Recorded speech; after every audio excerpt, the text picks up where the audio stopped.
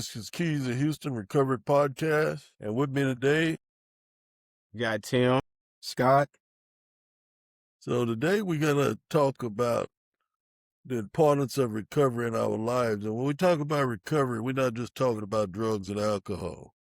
We're talking about recovering from a lifestyle. And we had a topic a little earlier. And what was that, Tim? Man, we was talking about the chase. Wow. So the chase looks like what? It looks different for everybody, right?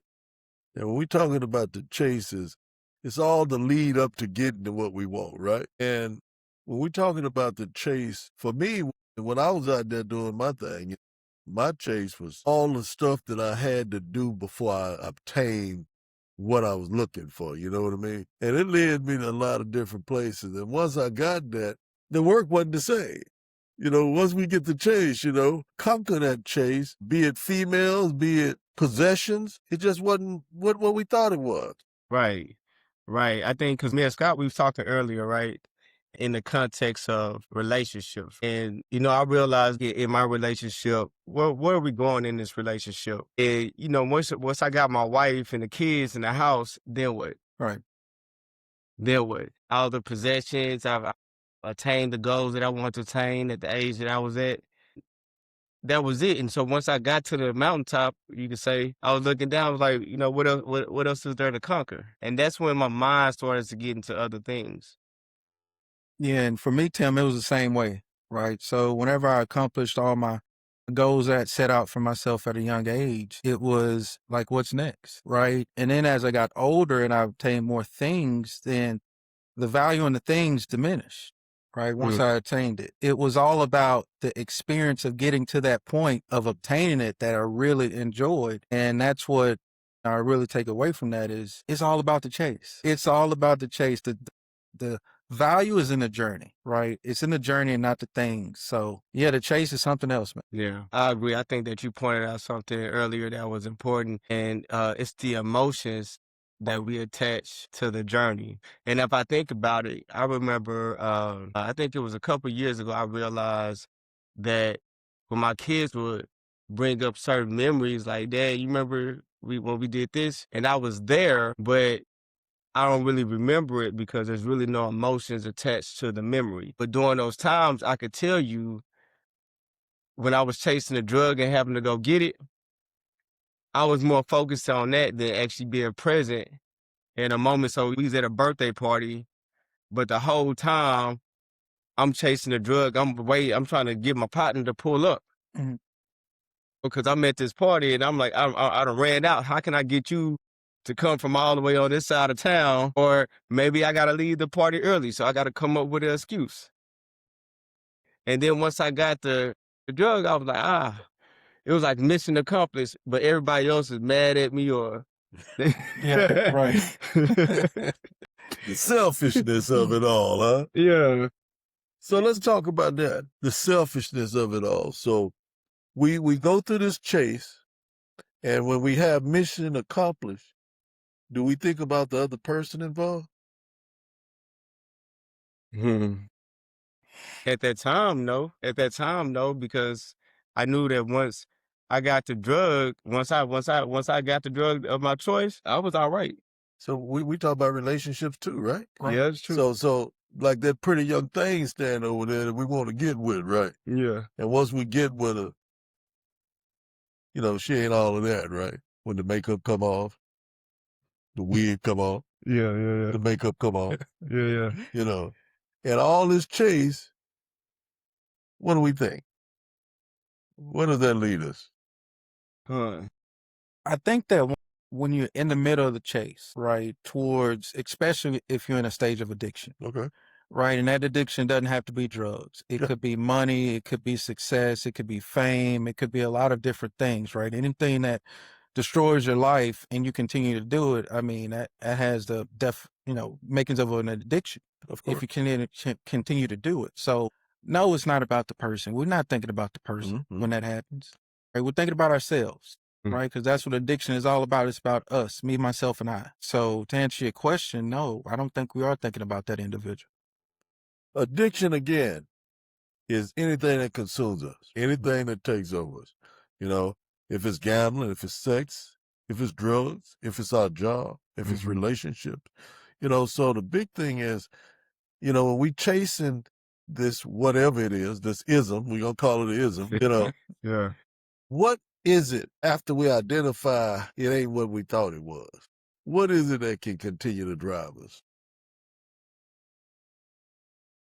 That's a good question because as I reflect back and I remember all the times that, I obtained that ism that I was chasing. Once I got it, uh, it wasn't that, and I think that the reason why it kept me in there, it was a familiar pattern because and it's physiological and it's like mental.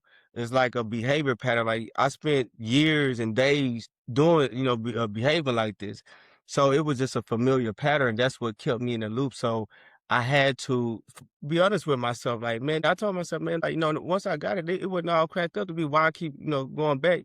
And I realized that it was just a pattern.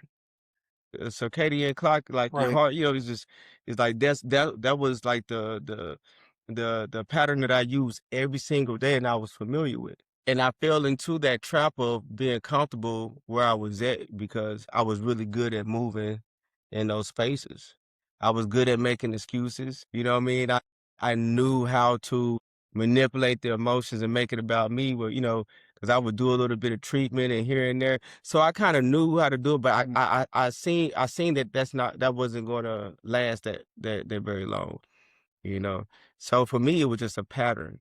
Just a pattern that I got stuck in. Yeah, and I think, what can motivate you once you kind of obtain that item, right, and you kind of in the heat of the chase, I think either one or two things amongst a few that could happen. One is you find purpose, Yes, indeed. right? You find purpose in your life, purpose in what you're doing, and then you allow that to drive you and motivate you. Mm, mm, Second thing is that it's okay to want things, right? It's okay to have goals, right? To obtain things or to accomplish certain elements. So you can have goals and you can flip that script, right, of a chase now knowing that what it does to you and how to utilize it, and you can use it to your advantage. Right. So Tim just mentioned that, when he was in that chase for his item, that he wasn't present, mm. right? You weren't present in the moment. Right. Nah, Use that to your advantage, right? You can say, okay, well, look, I know I'm setting this goal and I'm spending time with my family, whatever it might be. And you can use that to your advantage and become present in that moment. right. Right. And that can also, with you knowing how the chase works, it can allow you to have perseverance when things get hard. Right. And you're trying to obtain that item and maybe you hit a couple roadblocks. You remind yourself, hey, look, it's about the chase, man. It's about the chase, and that can help you push through in some hard times. That's the way it's worked for me. So I heard Tim bring up manipulation, but we form manipulation at an early age, right? Yeah. So let's talk about this, because addiction doesn't happen overnight, right? So having to identify what I'm doing, it might take some time, right? I mean, not many of us go out here the first time and say we cured after this, right? That's true. Because it's a repetitive thing, right?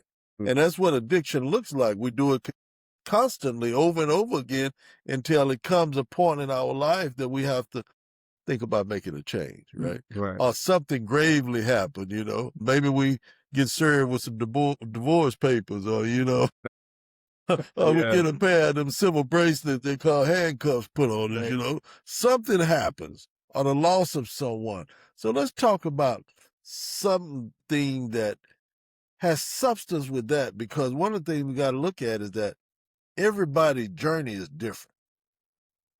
And when we're talking about a journey with addiction, because I know what mine led me, and I know I I wasn't a repeat offender. I was repeatedly offended. You know what I mean? Yeah. You know, Yeah. and when I can understand that happens, because there's a lot of variables come into play with that too, right? Right. Like our upbringing, and then you talked about the purpose in life, right? Right. So it's a lot of things come into play. Can we talk about that? Yeah. So when you talked about some of the losses, this was at a phase where like, once I've obtained everything, but I wasn't. It was a feeling because I remember that. Yeah. It's like I was chasing a feeling, Mhm. and every time I got it, I would feel bad. And one of the things that I saw was I was in the military, And, you know, I didn't technically lose my family, but I was losing the respect. And that was big to me because, you know, everywhere I would go, people were like, thank you for your service. You know, my mom and dad, and, you know, they'll brag about me, you know, my friends, you know, that was my circle, my community of veterans and stuff. And I saw myself losing respect, even with my kids. My kids, you know, stopped respecting me, and that was a loss, and that hit me hard because respect is important to me. And I realized that I wasn't respecting their boundaries because I would lie, I wouldn't keep my word.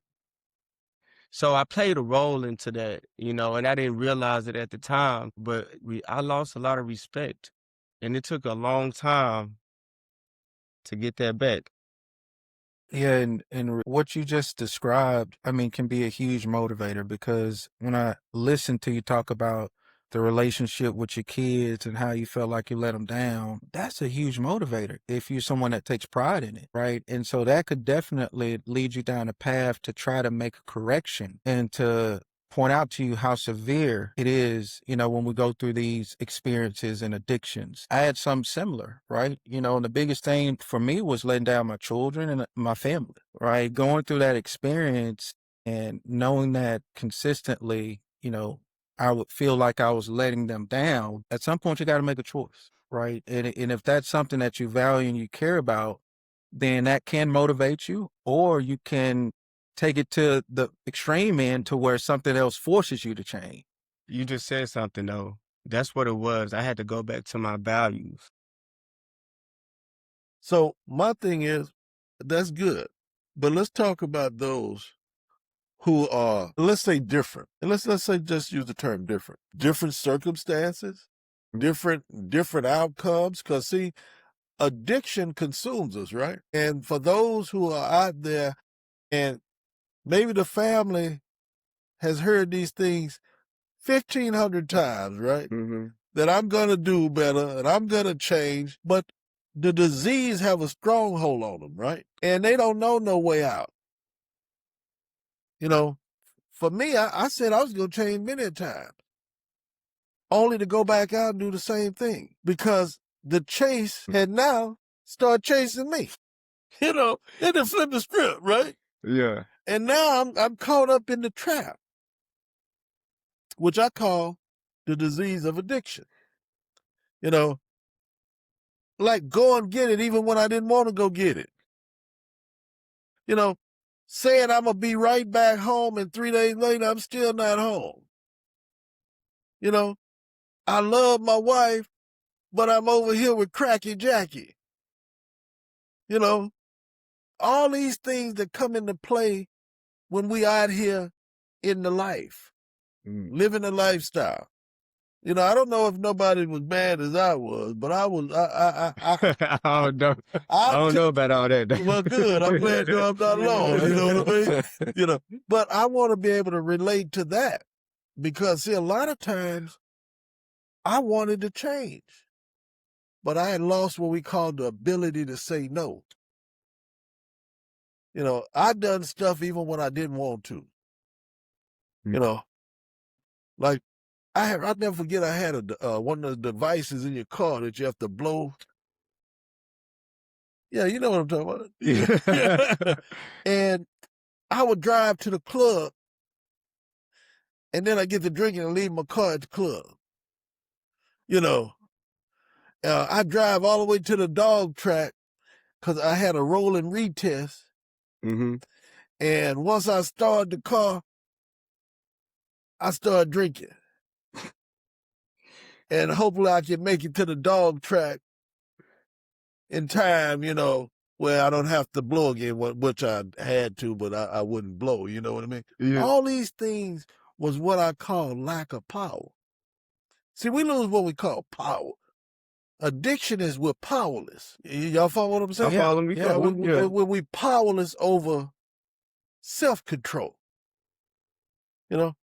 And we got to realize that a lot of times we say we ain't going to do something, only to go out there and do it again. Yeah.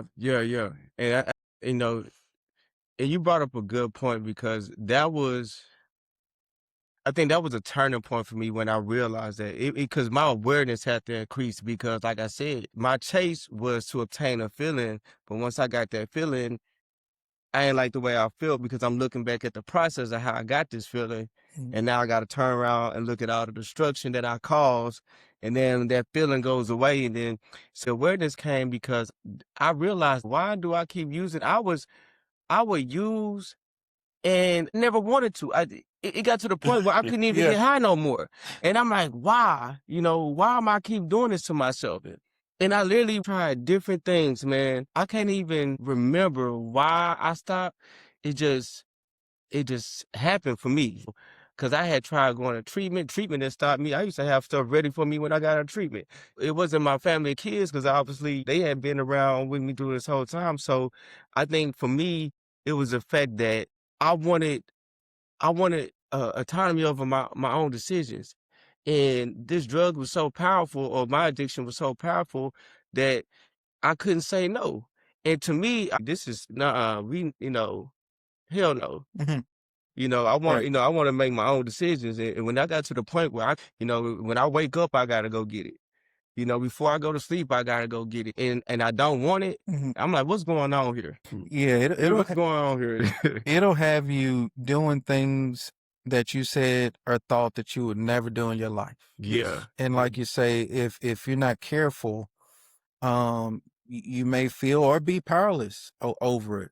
But you hit on something real important, Tim. And what I realize is that when you look back over it, like if you look at where we're at now and you look back over it, you look back and you know that it wasn't worth it. All the stuff that you put yourself through, your family through, your friends through, it's not worth it. And that's probably the sad part of the story, because you Yeah. talked about speaking to people who are in that chase right now. Yeah. That's the sad part of the story. You look back and it's emptiness, right? It's lost time and memories that you could have formed, and money, opportunities, and everything else. So, but I think that you said it best is that when people get tired, right? When they get tired, then they'll change, right? And the timing is different for everybody, right? Everybody might not stop it the first time they get arrested or have Some issues. people get tired, and because they tired, but they don't have the ability to say no. Yeah. Because I was tired, I just hadn't been through enough That's yet. it. That's it. That's it. So what's the last straw is when the pain get greater than the fear change. Right. I mean, by that, I mean, when we lose something or someone, or we don't know no way out, when we hit our bottom, our deepest hole, then we have to become willing to do something different in our life. I remember I used to sneak out to get high, right? Find an opportunity to get out to high. Then, after I go get out, I sneak back in because I'm fucked up, right? Yeah. Now I'm sitting up there trying to act normal, like the wife talking to me, and I'm like, because she can hear it in my voice, I Yeah. see it in my eyes, I'm tunnel vision on the TV, trying to act normal, Trying to act normal. Trying to act normal. That's insane in itself. Get how to act normal. So, man, we had to go through some stuff, man, to get to where we at today, right? And there was some circumstances that allowed us to see things through a different lens today, right? Mm-hmm. And that's what we have to do. We have to allow them what we call the dignity of risk to go through and challenge themselves and find out about themselves. Because I can't make nobody change. If I come up with my biases, man, look at yourself, look at your life, I'm going to push them farther away until they get ready. When they go through what they had to go through, then I have to be there to understand with empathy that was I. Yeah. Yeah. How many times have someone very close to us told us we need to change our ways? We might need to look at ourselves, right? Right. And those are always people that are closest to us, that we driving that wedge in. We pushing them further away.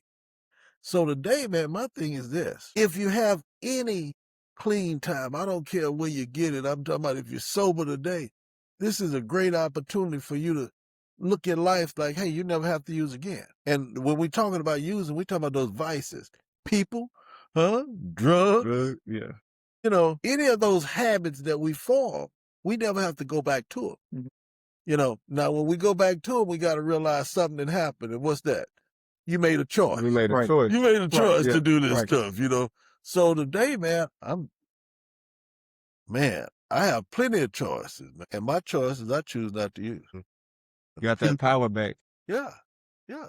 I found me again. Mhm. That's what was lost. And that what was lost, I was lost. You know, I always hear people talk about the enemies trying to kill me, you know. And I had to look in the mirror because it was the enemy Right. trying to kill me, Own you worst know. enemy. The enemy was my enemy, you know what I mean? Right. And now I realize that, man, and I've been grateful, man. I've been grateful for, man, good Lord, keep blessing. Amen. Yeah. Yeah. I like that too because that's what it was. And I like what you said there, you know, the dignity of risk. Realize that, you know, as much as when people try to fix me or correct me, they just push me further. But it was me, and I had to realize and ask the question and said, is it the consequences we tired of, or is it the behavior? You know, I ain't really just faced no stiff consequences, but I got tired of the behavior because it was community too. The people that I was around, I saw people living their dreams, like they kept going up the trajectory. Elevating They're, themselves. they're elevating, and I'm sitting here every year I see them, I'm still in the same spot because still in my addiction, I still had feelings. I still thought about things. I mean, I wasn't a zombie. I wasn't a zombie or nothing. I had feelings. Yeah, I used to feel some type of way about myself and my actions. Right. I know there was some pride and ego there, not wanting to admit defeat or to admit that I'm wrong. But that's what had to happen for me to get here. But like you said, I arrived. Some people arrive differently at different times, so we can't force anybody. But just like my friends, they saw me in my addiction. They probably said something here or there. They probably kind of stepped back a little bit, but they never shamed or guilt me. But now that I'm back under here, and I'm glad that you came through it. You know, a lot of You know? people that I ran the street with that was getting themselves together the time I was still out there, man, they like abandoned me, you know what I mean? Because I wasn't doing the same thing. And then when I finally saw them, I was like, man, I thought y'all had died. You know, I fell off the earth. And they said, no, we was doing something different with our life. And man, we just couldn't be around you because you was still doing the same thing, you know? And man, when I saw them and I saw how their life had changed, that became attractive to me. And so I wanted what they had. Yeah. So I started doing what they was doing. Cause man, in the grips of my addiction, man, I didn't like me. That's real. I didn't like me. And I already felt less than and apart from, you know, and then these people not dealing with me because I'm wilding out. I'm doing everything that come with addiction, you know. You know what I mean when I say everything. Right. So we, you know, say less. You know, it took me places, and I am not the same person that I was in my addiction. We talk about Dr. Jekyll and Mr. Hyde, right? Yeah. Yeah, I'm two different Yeah. people, man. Yeah. You know, and I realized that. And you know what I like is that I found self-respect and self-worth again, you know. Yeah. I found some different set of values because in my addiction, it's about survival. You lose your money, I'm going to help you look for it, right? And if I find it, I'm still looking for it for you. Yeah. But I hadn't found it for me. You know what I mean? Yeah, So, right. you know, when we understand what respect look like and self-worth, man, and being trustworthy as a friend, a lot of things change, man, when we change. That's when you talk about your children and all Right. this, that we regain those relationships that we've damaged, because I damaged some relationships. And I was talking with Scott about that earlier. Right. I done some stuff I wasn't happy about doing. But in our addiction, good sense make no sense and nonsense make good sense. I'm gonna cut the pie up for everybody. Yeah. But my piece is bigger than everybody, you know. But you Yeah. said something very powerful though. You said you didn't like you. That's what it was. I didn't like me.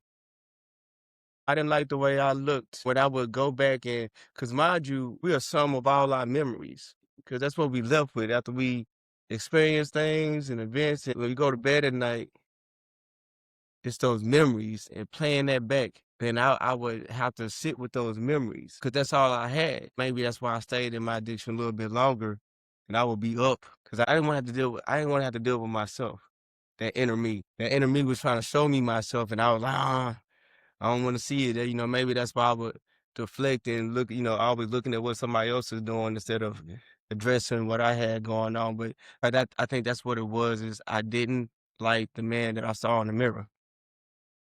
Yeah, So and that was a part for me also. It wasn't necessarily that I didn't like the person I saw in the mirror, right? Because I love myself, Okay. Okay. right? But it was more so that, especially when I was going through my experience, it was more so that when you're going through it and you see the person that you are, you know the behaviors you're exhibiting, and you know you're capable of being so much better, There you go. right? That part weighs on.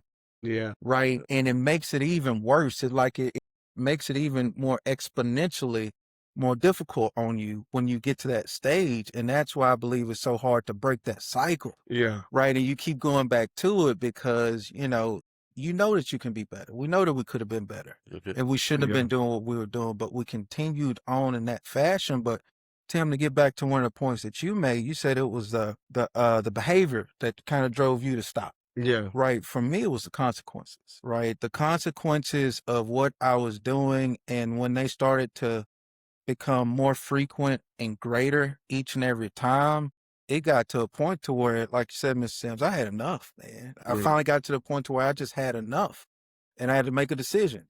Am I going to continue to allow myself to spiral?